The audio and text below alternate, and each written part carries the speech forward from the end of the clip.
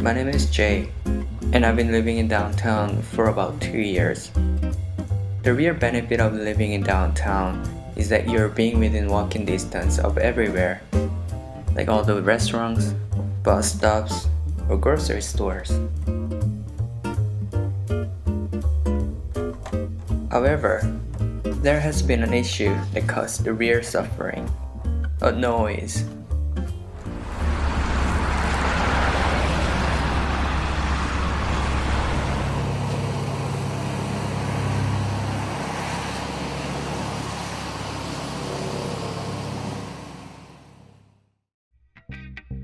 Noise has been a concern for city dwellers since Roman times, when rulers passed a bill that prohibited chariot driving through the cobblestone streets of Rome at night.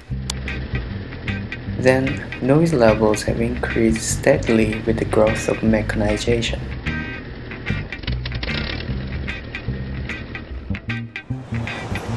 And today, electronic sources such as powerful stereos, video games, and cell phones have added to the urban noise.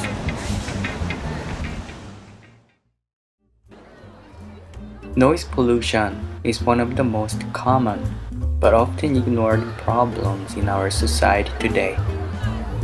The City of Victoria's Noise Control Bylaw defines how much noise is acceptable based on where you are, where the noise is coming from, what is making the noise, and what time and day the noise is occurring.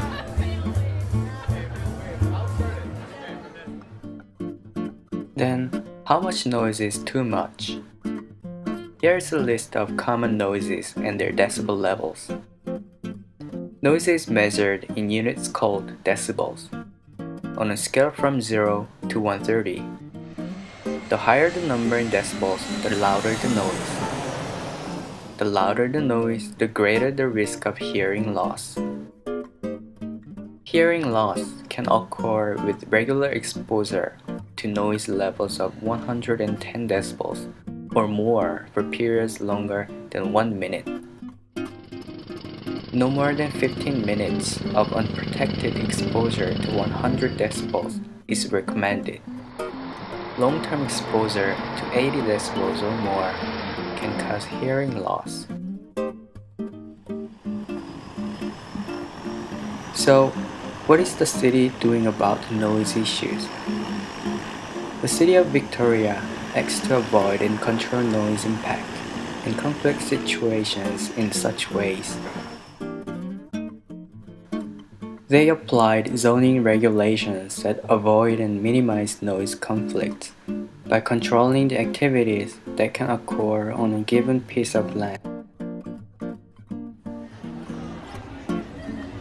A person must not make or cause a noise or sound in a street, park, or similar public place which disturbs or tends to disturb the quiet and peace rest in the neighborhood.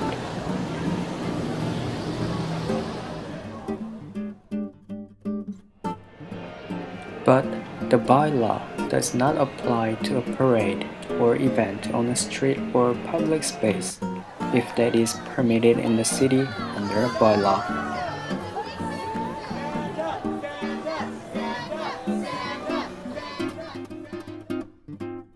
A person must not make or cause sound or noise which exceeds 85 decibel resulting from construction.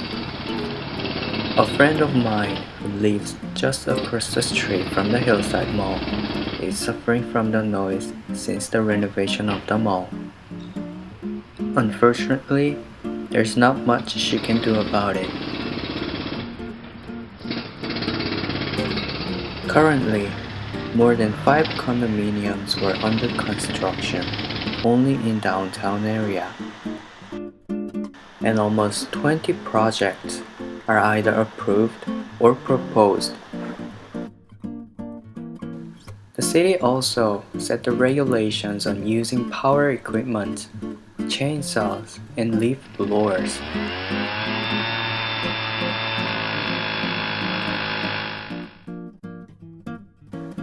A person who violates this bylaw is guilty of an offense and liable upon conviction to the penalties. The minimum fine is $200. During the field work, it didn't take much effort to find the sources of noises.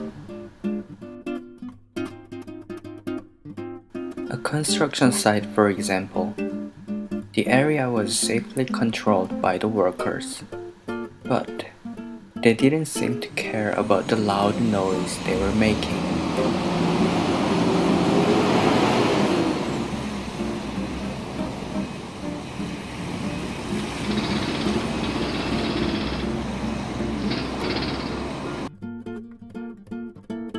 The high noise level in construction site can be lowered by using newer and quieter equipment.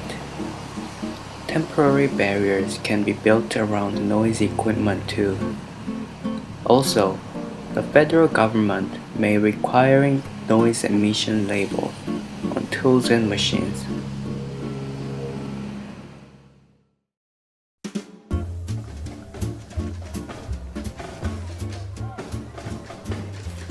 Noise is part of urban life, but too much noise is destructive and harmful.